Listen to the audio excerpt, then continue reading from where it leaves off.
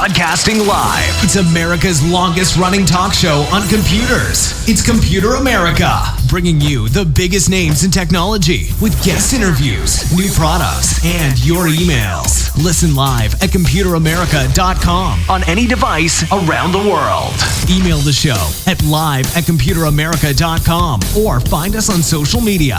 Be sure to check out our website for contests, giveaways, show notes, live video stream, podcasts, and more. You're listening to Computer America.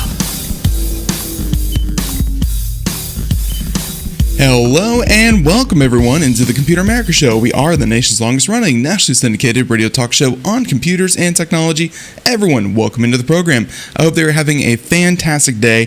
Everyone, I know it's I'm sure for a lot of people out there it's the same way, but just the couple of days after, like before Christmas really kicks off, although don't tell the department stores because they've already kicked it off before Halloween. But the couple of days after Halloween and before Christmas and Thanksgiving, all that kind of stuff, it feels like kind of like a lull. Like, I really enjoy the decorations for Halloween, really enjoy decorations for Christmas. This week is kind of like the holding point between the two. So everyone, I hope that you're doing well, and hey, you had fun this week. I know that a lot of people didn't, and we'll talk a little bit about that before we get into our news segment with Ralph. But why don't we go ahead, bring on, just kind of introduce the show, bring on Ralph, talk about, some of the other things I wanted to get in early because obviously they've happened really overnight. But everyone, computeramerica.com. I'm getting way ahead of myself. That's where you'll find everything, including past shows, future shows, show notes, articles, reviews, contests, giveaways, social media links, all that and more. Ladies and gentlemen, if you'd like to find that, computeramerica.com is the best place, as well as a link to our guest website. And Ralph has his own site that is, really the best place to find everything Ralph-centric. While we try to make it very easy, he, of course, has not only our segments being our science and technology trends correspondent, but also, of course, for KEX 1190 AM Portland, the Mark Mason Show, he is, of course, their tech insider. And they do, really similar content, but, of course, Mark Mason's much funnier than I am, so yeah, definitely give that a listen as well. With that being said, I like our format. We're a little bit longer. We get more time to discuss things. It's very relaxed, very fun, and as always, the best way to head out on a Friday. Now, with that being said, let's go ahead and introduce the man of the hour, Ralph Mon, again, our science and technology trends correspondent. Ralph, how you doing? How you been? I'm doing great, and it's great to be back. I'll tell you what, our first story today seems too weird.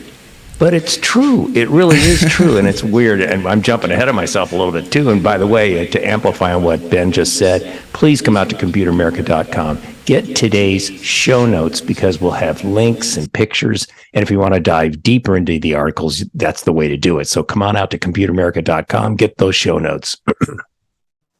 And absolutely sorry about that. I think I was picking up some feedback, but yep, we'll have that up by the time you can, of course, listen to this, and it'll have links to everything, including kind of the long form, because Ralph is very good at breaking things down to their talking points. But of course, if you want more, and you're like, no way, Ralph actually found mushrooms that can do that. Well, hey, he sources everything, and you can definitely find that.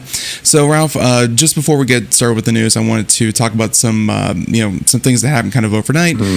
Twitter has been going through, some big changes, and I just wanted to, being in the tech sector so long, I'm sure I've met a lot of these people, and unfortunately, a lot of people are going to be transitioning out of their job today, and they said that 75% of Twitter's workforce is getting laid off, and they started getting emails this morning. It's such a massive shakeup for Twitter. I don't even know how he's going to be able to handle this. But Ralph, this whole Twitter saga has been as much kind of show and circus as it has been, serious business with serious consequences for for the individual workers. Yeah, right. I've had a hard time kind of not paying attention to it. It's Well, yeah, you're right. And Ben, if you lay off, what did you say, 75% of the workforce? 75%. Yep, 3 out of every 4. So imagine, I don't know, take a simple thing like a supermarket. What if suddenly 75% of the people in a supermarket down the street from where you live walked off the job? You're effectively shutting it down. How are they going to operate that company if 75% of the working staff suddenly disappear, does that mean they really never needed them? Are they superfluous, if I can say that right, on a Friday morning? What? How does this work? I don't get it. You know what seems, a little superfluous? Let me give my attempt at that. Ralph, I'll be honest. If you can be CEO of 4 different companies at the exact same time, maybe the CEO position's a little, a little easy to do, being that he can be the head of so many companies all at once. But that's just my grievance with Elon Musk. But you're absolutely right. And it's even worse than just kind of walking off the job. It's, being fired and just, finding out of the blue. But of course, I'm sure that a lot of people saw this coming. He said that he would do this for, the last month, and he's been having people work 82 was it 82 or 84? 82 or 84 hour work weeks for the past 2 weeks as he tries to figure out who he's going to keep. Yeah, we're going to keep tabs on Twitter, but Twitter is a mess of its own. So with that being said, one more little announcement. This happened just yesterday after we record our segment, but Ralph, I thought you'd like to give Apple a hand. They're always they're always looking for kudos. They are now worth more than Google, Amazon, and Meta combined. And of course, that's just going off. I know that's just going off market capitalization. That's not actual, value or anything like that. But as far as stock markets go, Ralph, Apple is pulling ahead in a big way. Ben, that's amazing. Especially about Amazon. You would think the sentence you just did would be Amazon is now worth more than blah blah blah all combined. Oh, right. That's a mind blower. but yeah, the humble company that brought you the iPod is they're killing it. Really goes to show what you can do when you own pretty much everything and you just print money. So there you go. And ladies and gentlemen, we'll have another segment later today with full of news stories, and we'll talk about little things like that. But hey, our segment here with Ralph, it's more uplifting. Trust me, it's not about people losing jobs directly anyways, for things like that. So Ralph, go ahead and introduce the people to what we try to do here on our segment. Sure. So, folks, if you're new to the show, welcome. And here's a little bit of what I do. I'm an aggregator of science and tech news features I find by monitoring a host of online news outlets all the time, all day. Drives my wife crazy. I look for important stories that don't usually capture mainstream press attention, and sometimes they are weird and quirky stories, like our first story today, and you'll find that out in a minute here.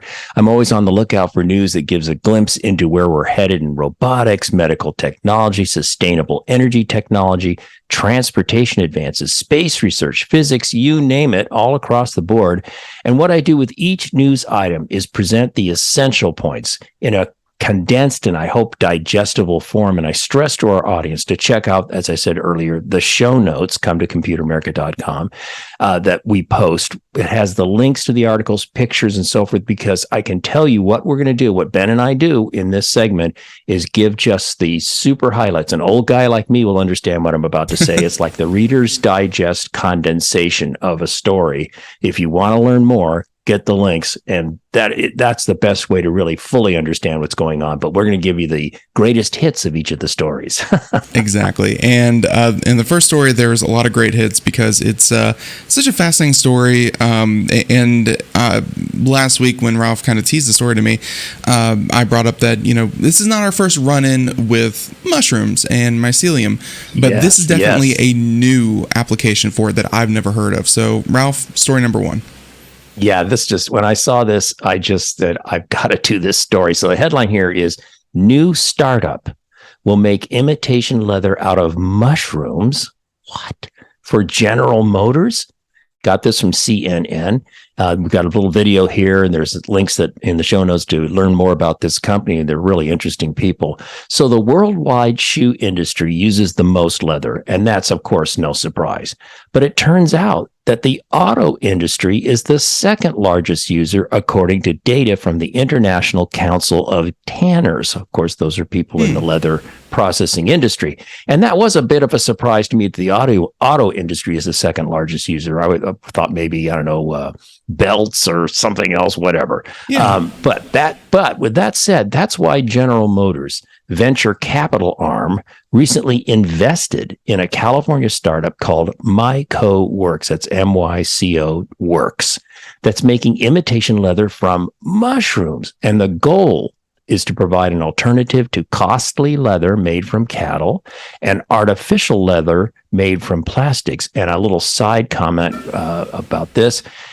When my wife and other friends listened to that, they said, "Oh, we're talking about vegan leather. I don't have to feel bad about this leather because it's made from mushrooms and it's also not made from fossil fuel based plastics," right? So there's a kind of a cultural attraction, if you want to call it that. For sure. So here we go. The material is made using the root-like structures of mushrooms called mycelia. And a little bit of detail. We're going to go into botany school here for a moment. And by the way, in the show notes, you'll scroll down. You can see a picture of the mycelia that we're talking about. But in the world of botany, mycelia is the vegetative body of fungi, the mass of branching filaments, or hyphae as they're called, that spread through the nutrient substratum. This is a little geeky, but what's hyphae? Well, the hyphae, a delicate filament in fungi, many of which may form either a loose network, aka mycelium that you mentioned a moment ago, or a tightly packed interwoven mass of pseudoparenchyma. I hope I'm saying that right, as in the fruiting body of mushrooms. So this is, botany geek out there for a second, but that's what we're talking about.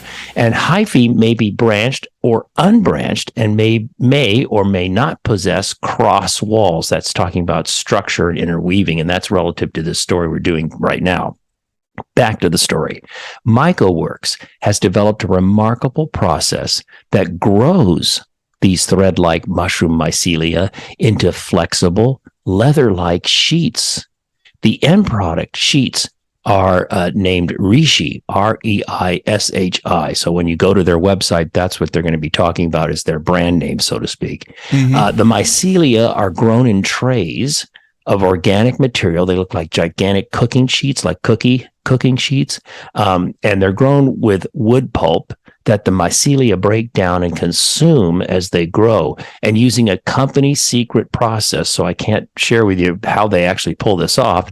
The mushroom root-like mycelia structures are made to interweave as they grow, forming the sheets of leather-like material.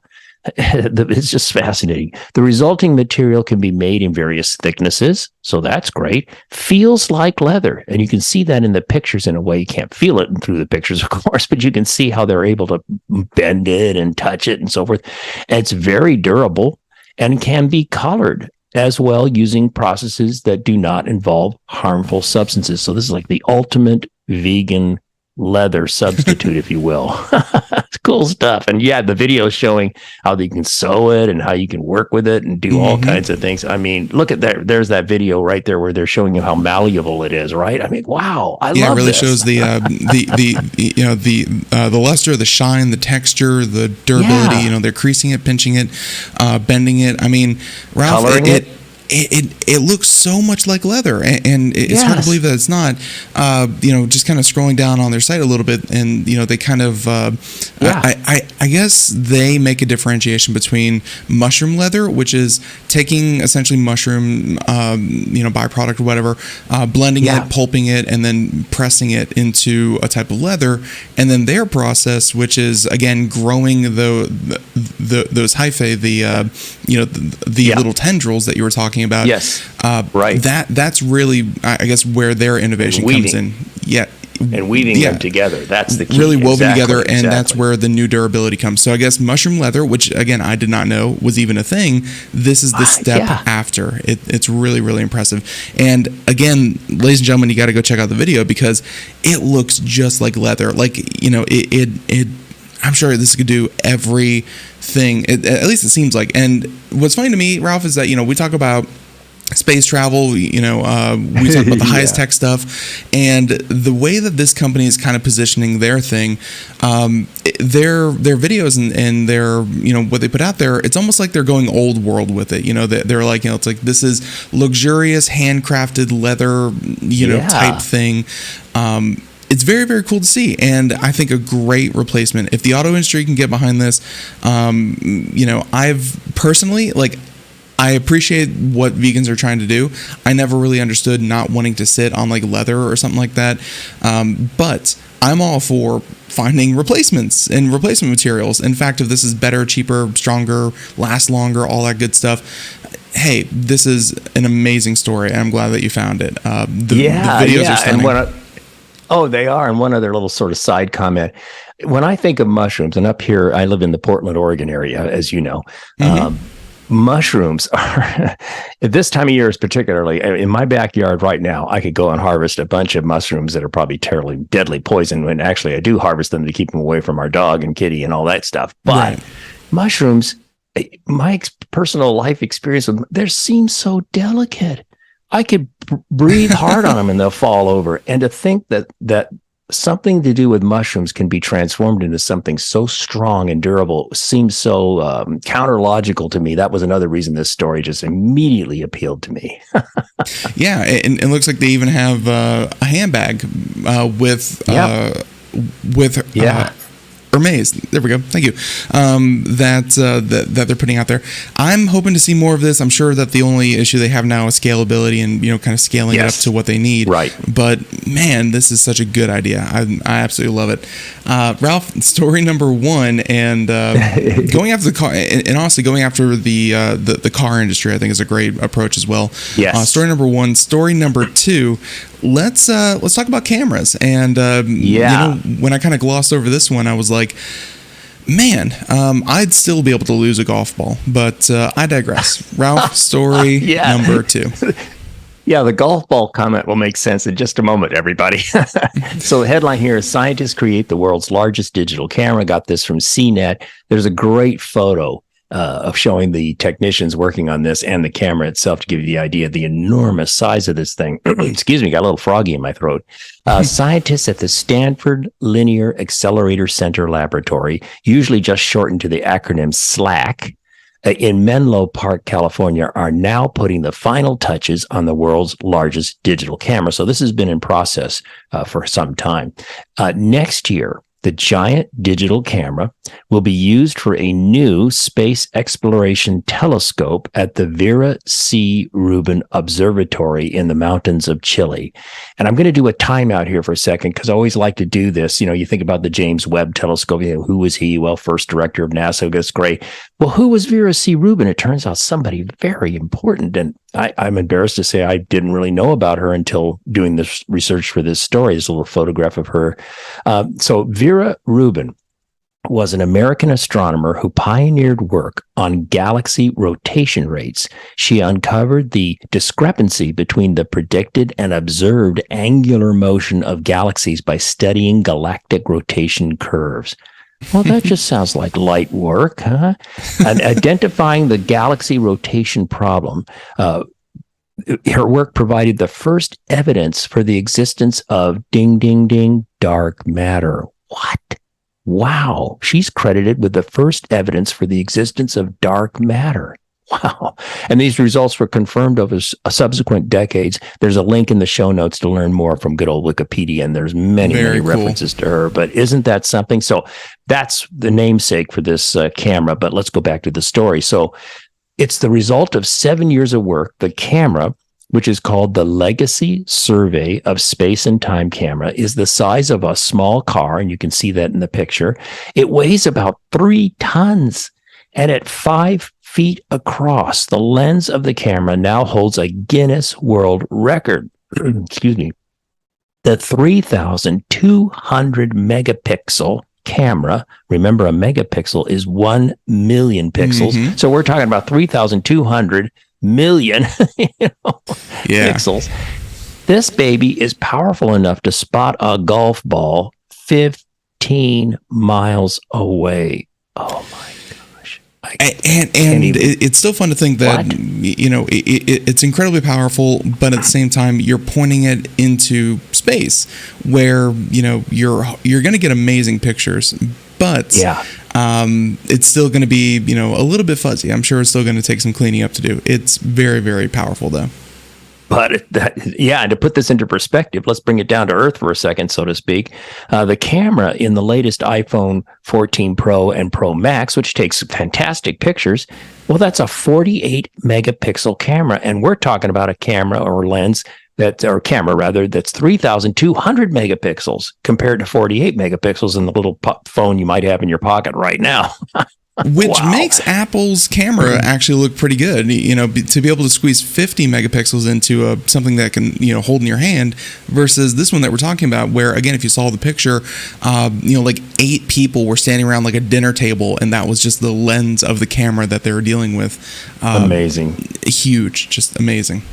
Yeah. And in the show notes, we won't take time to go through this, but if you are a little unclear about what a pixel is, I've got a little tutorial sentence I pulled from techtarget.com. So you can go and read that if you like. But going back to the story here, for the next 10 years, the camera will map the entire southern sky. Remember, it's going to be installed in a telescope in South America and Chile, and ultimately create an amazing 3D movie. That's very intriguing. That part blew my mind. I can see all the still images and stuff, but the idea that they're going to create a 3D movie, wow, that means someday maybe you and I could go online and, based on all the images stitched together, do a 3D scan of the southern sky. Wow. Okay. Yeah. I guess that's kind of the fun part, is that, it's not that it just takes one photo like you were saying, but it can stitch together hundreds of them, and it's going to provide some of the best. And for those who don't know about, kind of earthbound observatories, like, you could not fit this onto a payload. And, I know we talk about the James Webb Telescope and other things like that, Ralph, but the ones that we can put in Chile and Hawaii and other remote, very dark places are also just as important as the ones that we send up into space, because they give us amazing images. So there you go. Story number 2. And, I was just kind of flipping through the video here from CNET, because they had a very good, kind of picture of all the scientists standing around this thing. Yeah. It's very, very cool. Honestly, I kind of want a table that looks just like that, but I'm sure I don't have spare a couple $1 million to throw around. So there's. And Ben, by the way, just the last little news nugget on this story. Scientists predict the Legacy Survey of Space and Time camera will help them discover 17 billion new stars. What? As well as 6 million new objects in our own solar system. And it's so funny, when I did this story with my buddy Mark Mason at KEX Radio here in Portland, we do a live to tape recording before it airs today. But anyway, he said, well, that's great, but who has time to figure out 17 billion new stars? It's nice you discover, but how do you process that massive amount of information? But there it is. Ralph, you need new stars. It's almost like finding new real estate to sell people on those like star registries. I don't know if that's it. It was really big in like the late 90s to buy kids stars and like, hey, look, I bought you a star. That's your star. But still, 17 billion with a B new stars. Ralph, I guess really of course, just mapping everything and seeing everything is really cool, but we're always looking for that one star that doesn't behave like it should, that doesn't look like it should, that, is right in the Goldilocks zone. All of this might lead to, kind of, hey, that must be another civilization. That might be a new, thing here or there. Who knows? Could be still very, very fun. And I'm looking forward to, personally, all of the new backgrounds and wallpapers for my computer that this thing will provide me. So, oh, yeah, me too. I love it. So that's story number 2. Story number 3. One problem that I had no idea, and obviously agricultural runoff and waste, that's always, kind of in the spotlight. But Ralph, when you really dig down, I guess they're on brushes, but still, when you dig down into the individual, parts of agriculture, I had no idea about the water waste that we're about to talk about. It's news to me, so it should be news to everyone. Story number 3. Ben, you're so right. This was irresistible to me. In some respects, it's not super high tech, but very, very public information awareness raising, I guess. So here, with that said, here's the headline.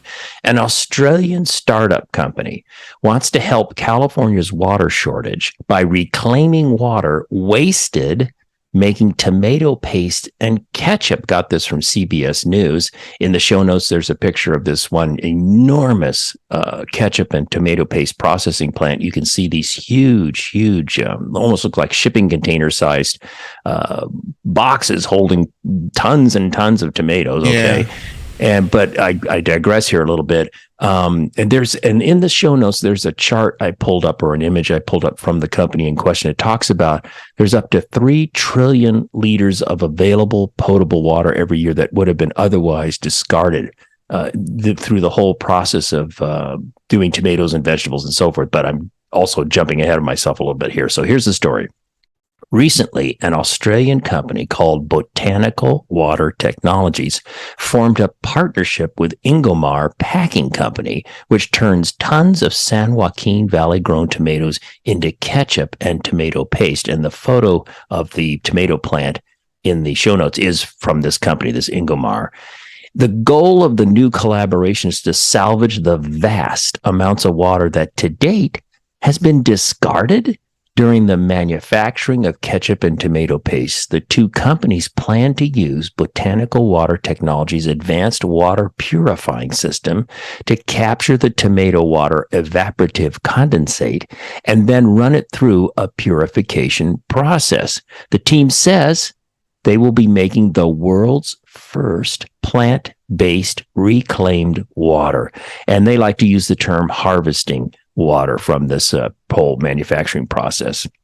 And Botanical Water Technologies' water purification system is housed in a self-contained unit which fits inside a standard portable shipping container. And again, go back to the show notes, see the picture of the container in question. And I love this part. I love this next part. One system alone can make up to 250 million gallons of drinkable water from harvested tomatoes in a 90-day period. That's just one unit. What? And the clean water can then be shipped through pipelines or trucked to cities, reservoirs, farms, industrial sites, and someday maybe into local rural sites where they have their own water tanks on a property, that kind of stuff.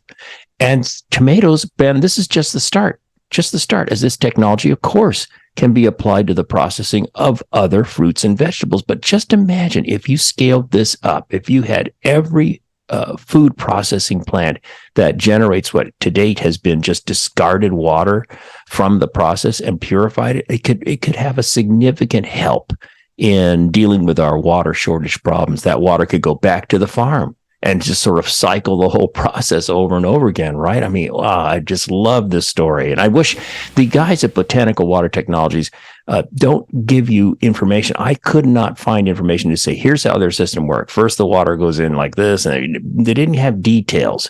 It may be because it's proprietary, but anyway, fascinating, at least to me, story, and definitely a fun one about a creative way to help our water crisis worldwide. Could definitely be proprietary, and they don't really want to share it. But I'm thinking it's probably something a little bit simpler of just taking wastewater, running it through filters, and having it pop out the other side. Right. But I think it's more, and it's often the case. You really don't need new technology to do something like this. You just need, I guess, a good form factor and ease of use, easy to integrate. And Ralph, I think what they're kind of innovating is these shipping containers that they can easily drop off, pick up, and put them on location to capture the water, as opposed to trying to ship out truckloads or tank truck loads full of wastewater. This seems like a much better innovation. Right. So right. Yeah. And it's an excellent point, Ben. By the way, I want to pick up on the point you made about mobility of these units. Sure. Up where I live, I could get in my car in less than a mile, be in farm country. Okay. So for the last 30 years, the whole farm world my consciousness of that has been raised enormously. Heretofore, I lived in Southern California in Orange County, where, yes, farming was a big deal, but not quite like it is up here in Oregon. Where am I going with this? Produce and agricultural products are very seasonal, right? So in the summer, it's certain kinds of products and things like berries or tomatoes in other parts of the country. And then when we get into the later part of the year, it shifts to other kinds of fruits and vegetables and so forth as they seasonally cycle through their growing process. And so the idea that you could maybe have the summertime's tomato guys doing their thing, and then when that's finished, move these units to other agricultural food processing plants that are doing other products. Again, you just made me think of how genius this is that they made it portable and in a standard shipping container. You got to love it. I just think the thinking about it is maybe the technology is not so high tech, but the smarts of this idea of saying, ding, ding, what if we did this? What if we did that? I love it. Yeah. And of course, ease of adapting it, transporting it, all that kind of thing. Yeah. Can definitely. And by the way, 25 million gallons, and they say about 1 billion liters. I don't know if that, well, for Americans, I don't know if that really helps, but for this project, and I found this website called The World Counts. Clearly, just one shipping container, it's going to make some kind of impact at this one plant, but of course, the world, just today alone, we've used what was that? Almost 5 billion. 100,000 million, 5 billion tons of water today alone, and they can, of course, you can go up to, trillions in the course of a year. This is a big problem, and it's going to take more than just this one company, but technology, I think, always finds a way to make things ultimately better. So the scalability, the ability to, kind of do this at more places, more locations, I actually love it a lot. So there's that one. Story number 3. Story number 4 solves a problem that I thought only conspiracy theorists were really concerned with, but turns out they're actually a problem. And Ralph, I had no idea. So once again, this seems to be Awareness Friday. Story number 4. I like it. Awareness Friday. It seems like it. I had no idea mushrooms could do this. Okay, so story number 4, Delta Airlines and MIT, good old MIT, partnered to erase planet-warming aircraft contrails. Got this from Bloomberg News. And again, it, like you, Ben, it just caught my attention because, of course, we see a lot of contrails from the Portland International Airport, all this kind of stuff. Everybody knows what that is. So the aviation sector's burning of fossil fuels isn't the only way it contributes to climate change. Contrails, the white linear clouds that trail behind jet airplanes, are known by researchers to trap heat from the Earth's surface in the atmosphere. I didn't know that. I had no idea. Yeah. Me too. I went, oh, okay, well, that's interesting, but, is that really a problem? Turns out it is. Contrails are formed when the hot, humid exhaust from a jet engine mixes with high-altitude cold air. And their environmental impacts, they tell us, is significant. And that was a big ding, ding, ding surprise for me. So Delta Airlines and the Massachusetts Institute of Technology's Department of Aeronautics and Astronautics recently announced a partnership to discover new ways to eliminate persistent contrails. Here's the qualifier. That is the roughly 10% of contrails that stay in the sky for longer than usual and have more pronounced heating effect accordingly as they're trapping heat from the Earth's surface radiating up. So the group will use an advanced computer algorithm developed by MIT to predict the altitudes and locations where contrails are likely to form. Stop for a second. If you know that where the altitudes and locations where contrails are likely to form, guess what you can do? You can avoid them. You can avoid those locations and altitudes. That's the key. So the Joint Research Group has already completed more than 40 testing flights and simulations, if you will, and has plans for live experimental flights and simulations. And trials and simulations to date, all computer-based, has already revealed that 70 to 90% of all contrails, now all contrails, not just the persistent ones, 70 to 90% of all contrails could be avoided through flight and altitude adjustments. That goes back to what I said a moment ago. If you know the altitudes and locations and it's dynamic, it's going to be changing constantly, and you know where that's likely to happen, you say, airplane, let's, go 1,000 feet lower, will you? Ding, that's how we can fight this. I love it. And what makes this a truly noble effort The tools and the technology developed during this study will be created under an open source license, which means, as you know, Ben, that when the technology is finalized, it can be freely used, modified, and shared. And that's the part that I just think is so wonderful. And of course, and that explains why MIT is holding hands with a private industry outfit like Delta Airlines. Well, it's not just to make Delta Airlines a good guy. It's to make the whole aviation industry potentially help to contribute to fight against climate change. So I just love this story. Yeah, and and I just went to. Turns out that Yale's also been looking into this. I found some research from them. Looks like they went back and probably contributed to the study a little bit as well. They went back and looked at airlines from blah blah blah, whatever airline, was not Delta, but yeah, 800 real transatlantic flights for whatever, and they were able to go back and say if they had just deviated 0.23% of their flight path, so if they went up a little bit, down a little bit, left, right, whatever. Yeah. If they had made very, very minor, because that's what I was kind of worried about this research, Ralph, was like, well, you're spending 10% more fuel, but you're avoiding 90% of contrails. Like, that's a trade-off in some sense. But no, they found a 0.23 deviation reduced contrails by 30%, and that's just the Yale study. Fascinating. That's great. It's Ralph, again, it's a problem I didn't even know existed, but I'm glad people out there are looking into it. And, this is a satellite image of the U.S. You can see from this image, if you're watching the show notes, those little lines, those lines are contrails. And you can definitely start to get a picture of why it's such a problem. Because that picture is worth 1,000 words, to use the old adage.